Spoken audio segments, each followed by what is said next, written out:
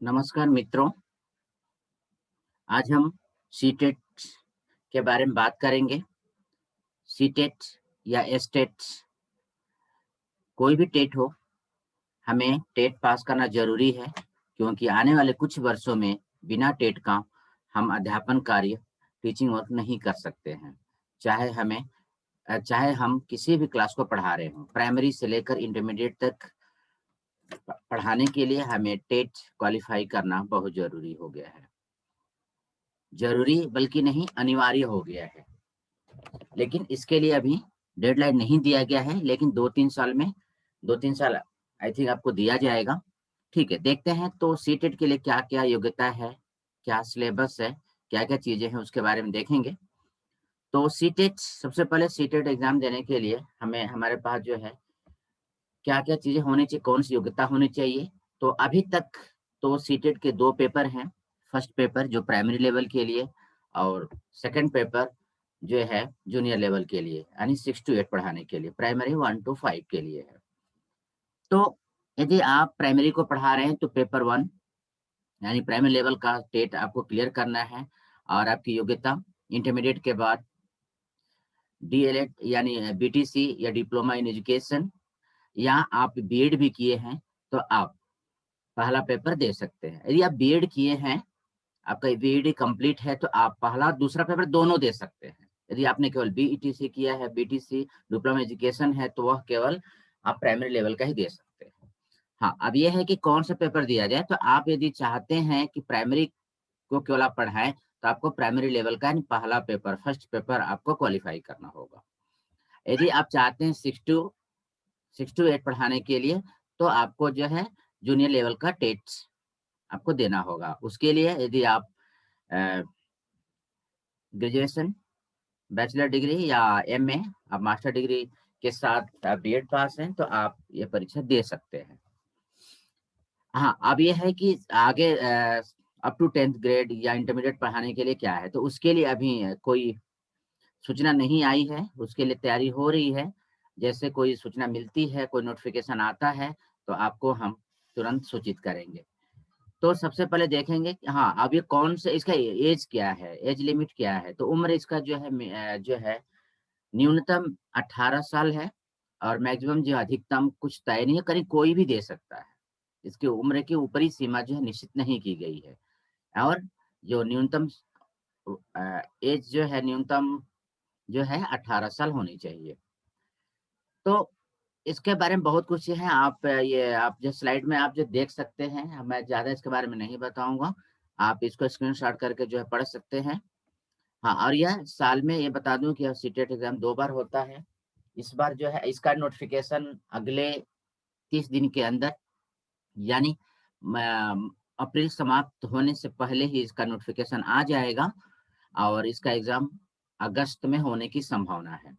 तो आप यदि इसको चाहते हैं क्वालीफाई करना, तो अभी से तैयारी में आप जो है लग जाइए और इसमें कौन-कौन से विषय आएँगे, कौन-कौन से सिलेबस, क्या-क्या चीज़ें हैं, आपको मैं यहाँ दिखा रहा हूँ, देखिए और बता दे रहा आपको क्या-क्या चीज़ करना है। तो इसमें दोनों पेपर चाहे वो फर्स्ट प्राइमरी लेवल का हो या जूनियर लेवल, 150 क्वेश्चन यानी 150 क्वेश्चन होंगे और 150 मार्क्स और 150 अंक के होंगे। क्या-क्या है देखिए, तो ये है आपका प्राइमरी लेवल के लिए, जिसमें 5 विषय हैं। पहला है बाल विकास एवं शिक्षण, यह जो है 30 नंबर का ये रहेगा। उसके बाद गणित जो आपके सामने दिख रहा है, गणित भी जो है यानी मैथ्स आपका 30 नंबर का है और लैंग्वेज, ये लैंग्वेज भाषा 1 और 2 लिखा हुआ है। तो यहाँ पर ये ऑप्शनल सॉरी मतलब ये होता है, ये नहीं कोई फिक्स नहीं है कि आप इंग्लिश, हिंदी या संस्कृत कुछ भी आप उसमें दिया रहेगा ऑप्शन जब फॉर्म अप्लाई करेंगे। तो आप जो भी लेना चाहते हैं, मराठी, कन्नड़, उड़िया, सारे लैंग्वेज, पंजाबी, सब कुछ उसमें ऑप्शन दिया रहेगा। तो एज ए फर्स्ट लैंग्वेज भाषा 1 और एज सेकंड लैंग्वेज आपको, लेकिन 2 लैंग्वेज आपको पक्का लेना है, इसमें कोई डाउट नहीं है। और गणित का और बाल विकास शिक्षण का कोई विकल्प नहीं है, वो आप सबको लिखना है। और पर्यावरण अध्ययन ईवीएस भी पक्का रहेगा, इसके लिए कुछ भी आपके पास विकल्प नहीं होगा। यानी 3 विषय जो है आपका, ये देखिए, पहला बाल विकास एवं शिक्षण और गणित और पर्यावरण, ये सबके लिए अनिवार्य है। और जहां तक ये बात भाषा 1 और भाषा ये भी अनिवार्य है, लेकिन ये है कि आप कोई भी भाषा अपने हिसाब से आप ले सकते हैं। लेकिन ओवर आपका पूरा जो है 150 क्वेश्चन होंगे और 150 मिनट आपको दिया जाएगा और सारे एमसीक्यूज ही आते हैं, इसमें कोई माइनस मार्किंग नहीं है। और पासिंग मार्क क्या होगा इसके लिए, चाहे प्राइमरी लेवल का हो चाहे सेकंड चाहे जो है जूनियर लेवल का हो, 60% आपको मार्क्स लाने हैं पास होने के लिए। यानी आपको 90 यदि आउट ऑफ 150 यदि आपके 90 मार्क्स यानी 90 आता है तो आप पास हो सकते हैं। या तो आप यदि ओबीसी या एसटी एससी से जुड़े हुए हैं, यदि आपको आप जो है रिजर्वेशन कास्ट से है तो 82 आउट ऑफ 150 आप पास हो सकते हैं। यानी आपका मिनिमम कम से कम 82 भी आता है 150 में, तो आप इसको क्वालिफाई कर लेंगे। आगे आपको ये दिखा दूं, अगला जो है जूनियर लेवल पे क्या क्या विषय है उसके बारे में देख लेते हैं।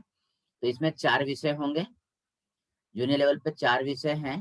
पहला आपका वही बाल विकास और शिक्षण 30 मार्क्स, और भाषा 1 और 2, लैंग्वेज 1 और 2 यह भी उसी तरह है। आप जो भी लैंग्वेज लेना चाहते हैं, जो आपने जो पढ़ा है या जिस पे आपकी पकड़ है, आप जो है ले सकते हैं।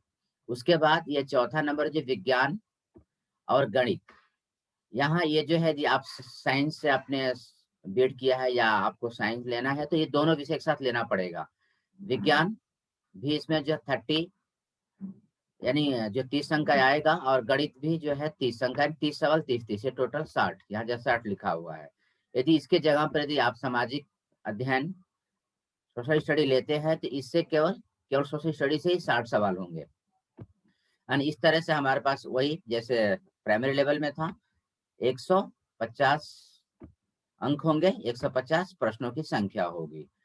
ठीक, इसमें भी वही होगा 82 फॉर ओबीसी या एससी एसटी पासिंग मार्क्स और 90 फॉर द सामान्य वर्ग जनरल कास्ट के लिए।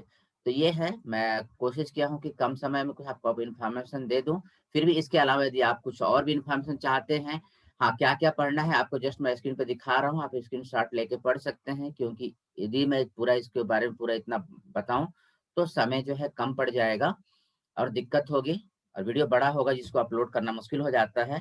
तो आप यहाँ देखिए स्क्रीनशॉट लेके जो देख सकते हैं, इसका टाइमिंग क्या है, कितने बजे से कितने बजे होता है, सब यहाँ लिखा हुआ है।